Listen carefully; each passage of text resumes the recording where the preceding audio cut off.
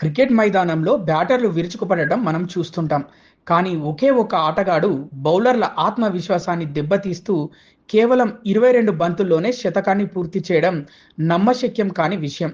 Cricket పితామహుడు sir don Bradman సృష్టించిన ఈ కళ్ళు చెదిరే రికార్డు ఆట చరిత్రలోనే అత్యంత అరుదైన అద్భుతమైన ఘట్టంగా నేటికి నిలిచిపోయింది. క్రికెట్ చరిత్రలో ఎన్నో అద్భుతమైన ఇన్నింగ్స్ ఉన్నాయి.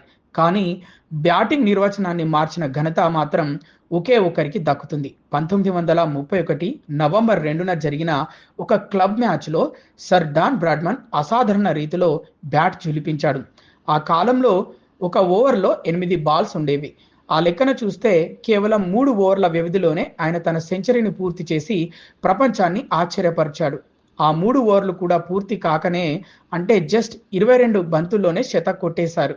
అంటే ఈ చారిత్రక మ్యాచ్లో బ్రాడ్మన్ ఎదుర్కొన్న బాల్స్ కేవలం 22 మాత్రమే.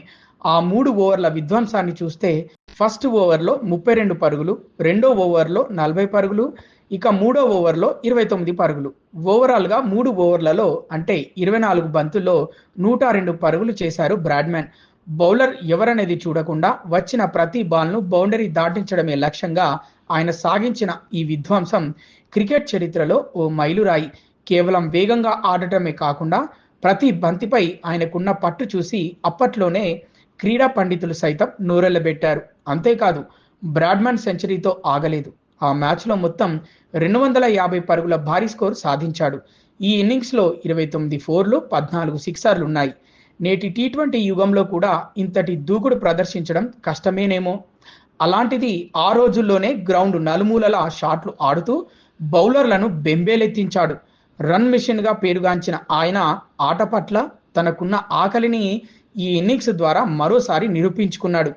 లిత్కో జట్టు బౌలర్లు విల్ బ్లాక్, హౌరీ బేకర్లకు ఆ రోజు ఓ పీడకలలా మిగిలిపోయింది. బ్రాడ్మన్ ధాటికి వాళ్ళు బంతులు వేయడానికే భయపడే పరిస్థితి నెలకొంది. మొదటి, మూడో ఓవర్లలో విల్ బ్లాక్ను టార్గెట్ చేసిన డాన్ రెండో ఓవర్లో బేకర్ను చీల్చి చెండాడారు.